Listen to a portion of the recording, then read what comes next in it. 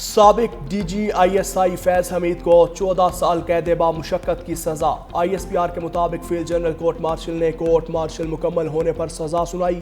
ملزم پر سزا کا اطلاق سے ہوگا۔ فیلڈ جنرل کورٹ مارشل نے فیض حمید کے خلاف 12 اگست 2024 کو کارروائی شروع کی جو 15 ماہ تک جاری رہی۔ آئی ایس پی آر کے مطابق فیلڈ جنرل کورٹ مارشل نے تمام قانونی تقاضے پورے کیے۔ ملزم کو دفاع کے لیے وکیلوں کی ٹیم منتخب کرنے سمیت تمام قانونی حقوق فراہم کیے گئے۔ آئی ایس پی آر کے مطابق سزا یافتہ شخص کو متعلقہ فورم پر اپیل کا حق بھی حاصل ہے۔ سابق ڈی جی آئی ایس آئی فیض حمید کے خلاف 4 الزامات پر کارروائی کی گئی۔ سیاسی سرگرمیوں میں ملوث ہونا، آفیشل سیکرٹ ایکٹ کی خلاف ورزی شامل، اختیارات اور سرکاری وسائل کا غلط استعمال، متعلقہ افراد کو ناجائز نقصان پہنچانے کے بھی الزامات ہیں۔ ملزم کے سیاسی عناصر کے ساتھ ملی بھگت، سیاسی افراتفری، عدم استحکام کے معاملات الگ سے دیکھے جا رہے ہیں۔ آئی ایس پی آر کا کہنا ہے کہ طویل اور محنت طلب قانونی کارروائی کے بعد ملزم تمام الزامات میں قصوروار قرار پایا گیا۔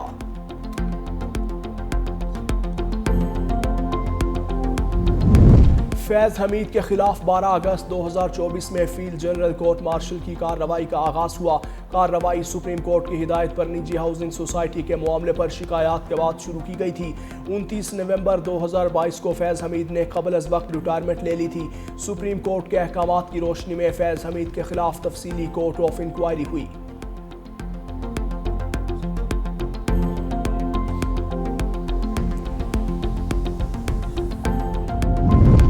فیض حمید کا نام پہلی مرتبہ 2017 میں منظر عام پر آیا تھا جب کالعدم ٹی ایل پی کا دھرنا ختم کروانے میں کردار ادا کیا۔ دوسری مرتبہ 2019 میں خفیہ agency inter services intelligence I S I کے سربراہ کے طور پر تعینات ہونے کے بعد پھر 2021 میں کابل کے سیرینا ہوٹل میں اس وقت خبروں کا مرکز بنے جب چائے پیتے ہوئے ان کی تصویر نے عالمی میڈیا کی توجہ حاصل کی۔ صوبہ پنجاب کے چکوال ضلع سے تعلق رکھنے والے فیض حمید فوج میں 76 لوگوں کو سے پاس آؤٹ ہونے کے بعد بلوچ ریجمنٹ کا حصہ بنے۔ اکتوبر 2021 میں ان کی بطور کور کمانڈر پشاور تعیناتی ہوئی۔ اس کے 10 ماہ بعد انہیں بہاولپور بحیثیت کور کمانڈر بھیج دیا گیا۔ وہ جی ایچ کیو میں ایڈجوٹنٹ جنرل کے عہدے پر بھی فائز رہے۔ جب نومبر 2022 میں فیلڈ مارشل سید عاصم منیر کو آرمی چیف نامزد کیا گیا تو قبل از وقت ریٹائرمنٹ لے لی۔ قوم برسوں فیض حمید اور جنرل باجوہ کے بوئے ہوئے بیجوں کی فصل کاٹے گی۔ وزیر دفاع خواجہ آصف کے بیان نے کہا کہ اللہ ہمیں معاف کرے، اللہ طاقت اور اقتدار کو عطا کر اللہ کی عطا سمجھ کر اس کی مخلوق کے لیے استعمال کی توفیق عطا فرمائے، خوف خدا حکمرانوں کا شیوا بنے۔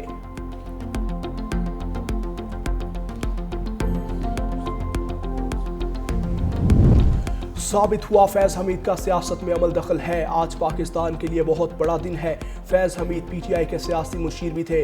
فیض حمید نے اپنے اختیارات کا ناجائز استعمال کیا۔ وزیر اطلاعات عطا تارڑ کی میڈیا سے گفتگو، کہا خود کو سیاست میں ملوث کرنے والوں کو سزا ہوئی، آج لوگوں کے ساتھ ظلم کرنے والوں کو سزا ہوئی۔ فوج میں خود احتسابی کا عمل مضبوط ہے۔ فوج میں خود احتسابی کے عمل کی مثال سب نے دیکھ لی۔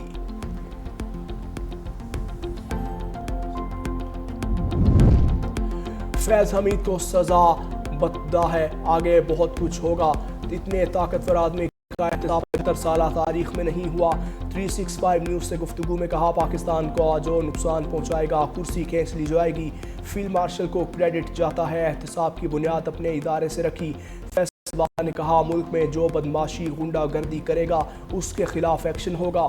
پی ٹی آئی کے جو لوگ سمجھ رہے ہیں ہم بچ گئے ان کا بھی احتساب ہوگا۔ پاکستانی معیشت کے لیے اچھی خبر، آئی ایم ایف نے پاکستان کو 1.2 ارب ڈالر کی قسط جاری کر دی۔ اسٹیٹ بینک آف پاکستان نے 1.2 ارب ڈالر ملنے کی تصدیق کر دی۔ اسٹیٹ بینک نے کہا پاکستان کو 20 کروڑ ڈالرز موسمی تبدیلی سے نمٹنے کے لیے جاری کیے۔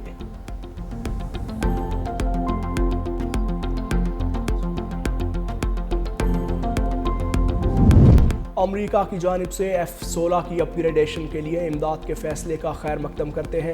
افواج پاکستان ملک کے تحفظ کے لیے پرعزم ہے۔ بھارت خطے میں عدم استحکام کے ایجنڈے پر عمل پیرا ہے۔ ترجمان دفتر خارجہ طاہر اندرابی نے کہا کہ بھارتی وزیر خارجہ کے اشتعال انگیز بیان کو مسترد کرتے ہیں۔ افغانستان میں علماء کی جانب سے منظور ہونے والی قرارداد کا مسودہ نہیں دیکھا۔ افغانستان نے اس طرح کے وعدے ماضی میں بھی کیے۔ سوال یہ ہے کہ کیا اس پر عمل درآمد کیا گیا؟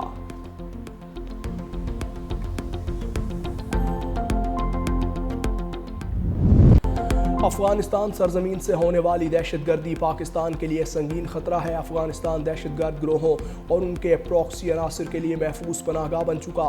پاکستان کے مستقل مندوب عاصم افتخار کا اقوام متحدہ کی سیکیورٹی کونسل سے خطاب۔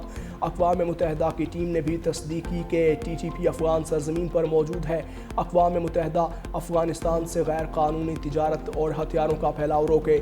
اگر طالبان کارروائی نہیں کرتے تو پاکستان اپنے تحفظ کے لیے اقدامات کرے گا۔ افغانستان کی صورتحال کے تباہ کن نتائج خطے پر اثر ڈال رہے ہیں۔ جنگ ختم ہو چکی ہے، افغان مہاجرین وطن واپس جائیں۔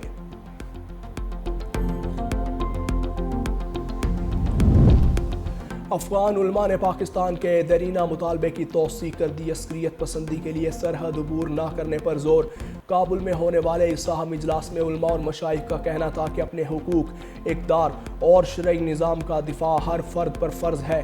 اسلامی امارات سے مطالبہ کیا گیا کسی کو بھی بیرون ملک عسکری سرگرمیوں کے لیے جانے کی اجازت نہ دی جائے۔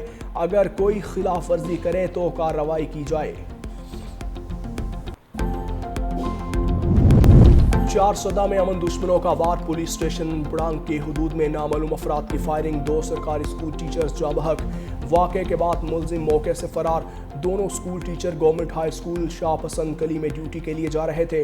پولیس کے مطابق واقعہ رشتے کے تنازع لگتا ہے۔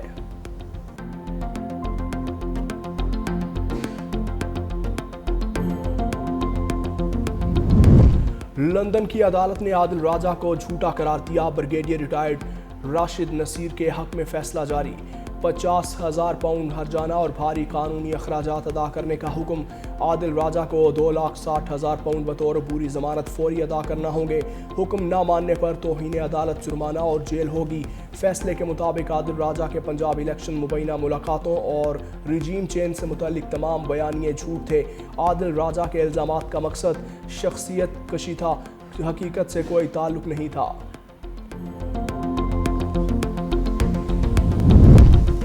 وزیر خزانہ Muhammad Aurangzeb global development finance conference میں شرکت کے لیے سعودی عرب پہنچ گئے۔ 3 روزہ کانفرنس میں 120 سے زائد عالمی اور علاقائی اداروں کے 100 سے زائد مقررین شریک ہوں گے۔ وزیر خزانہ سعودی وزارت خزانہ کی اعلیٰ قیادت اور NDF سے اہم 2 طرفہ ملاقاتیں کریں گے۔ وزیر خزانہ محمد اورنگزیب کلائمیٹ فائنانس تک رسائی پر گفتگو کریں گے۔ عالمی میڈیا کو انٹرویو بھی دیں گے۔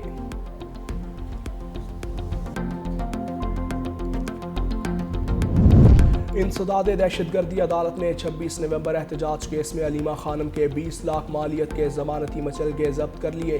دونوں ضامنوں کو رقم کی ریکوری کے لیے نوٹس جاری۔ علیمہ خان کے قابل ضمانت وارنٹ گرفتاری اور ضمانت منسوخی کا نوٹس بھی جاری کر دیا۔ سیکشن 37 کے تحت توہین عدالت کا نوٹس بھی جاری۔ 80,000 روپے ہرجانہ جمع نہ کروانے پر کارروائی۔ علیمہ خانم اور وکیل عدالت پیش نہ ہوئے۔ مقدمے کی سماعت دوبارہ کال ہونے کے بعد پیر 15 دسمبر تک ملتوی کر دی گئی۔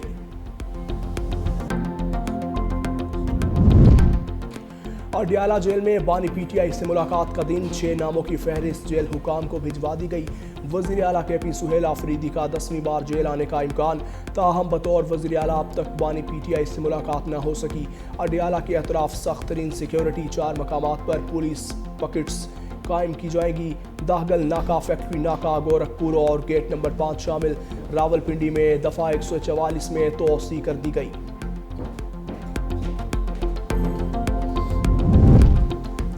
وزیر اعلیٰ پنجاب مریم نواز کے احکامات پر صوبے کے 39 اضلاع میں 132 بیوٹیفیکیشن منصوبوں پر عمل درآمد۔ 16 ارب 90 کروڑ کی لاگت سے منصوبہ مئی تک مکمل کرنے کا ہدف مقرر۔ 97 ورک آرڈرز جاری کر دیے گئے۔ 88 منصوبوں پر عمل درآمد شروع۔ لاہور، راولپنڈی، سرگودھا، ملتان، ساہیوال، بہاولپور، گجرانوالہ، فیصل آباد سمیت تمام اضلاع میں تیزی سے کام جاری۔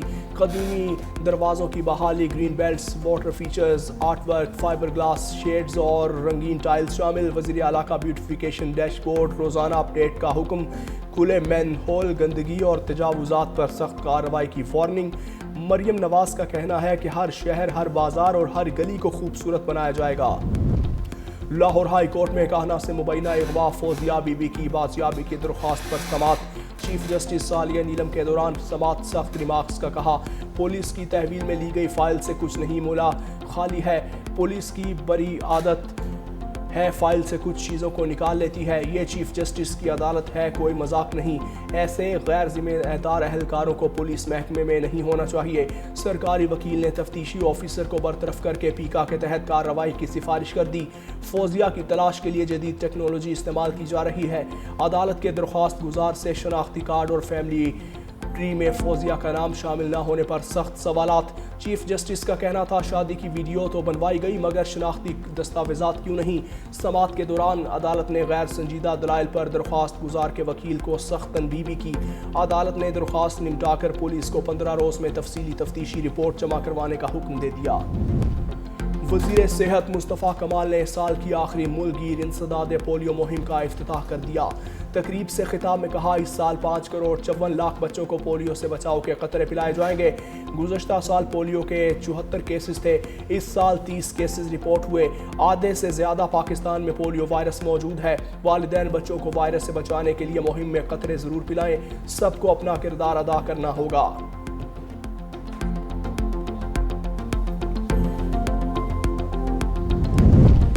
دوسروں کی پارکنگ خوبصورت بنانے والوں کا اپنا پارکنگ سٹینڈ ٹوٹ پھوٹ کا شکار. LDA ہیڈ آفس کی پارکنگ کے متعدد شیڈز عرصہ دراز سے ٹوٹے ہوئے ہیں.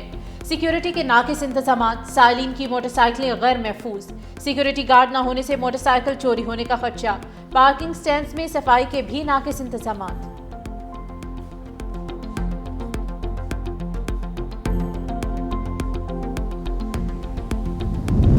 ملک بھر میں موسم سرد اور خشک, پہاڑی علاقوں میں شدید سردی. پنجاب اور خیبر پختونخوا کے میدانی علاقوں سمیت لاہور, ملتان اور راجنپور میں سموگ اور دھند کی پیش گوئی. اسلام آباد, پوٹوہار اور کشمیر میں بھی کوہرا پڑنے لگا, جبکہ سندھ میں موسم مجموعی طور پر خشک اور شمالی بلوچستان, مری کلیات, کشمیر اور گلگت بلتستان میں شدید سردی متوقع ہے.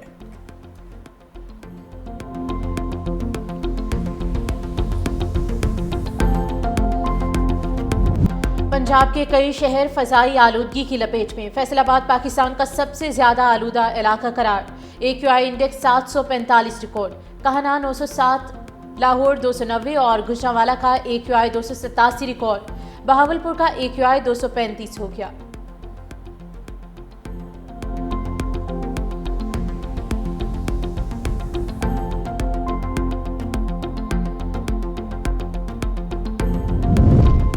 صفاق مودی سرکار اور RSS کی نظریاتی دہشت گردی نے بھارت میں مسلمانوں کی زندگی اجیرن بنا دی.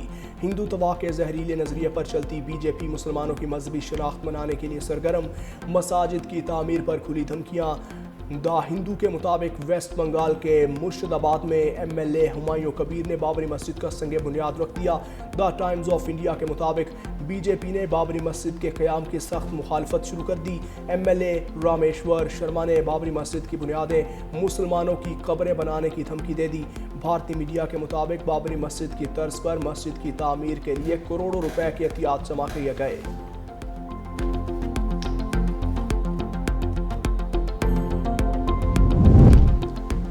غزہ امن بورڈ میں کون سے عالمی رہنما خدمات انجام دیں گے, اس کا اعلان اگلے سال کے اوائل میں کیا جانا چاہیے.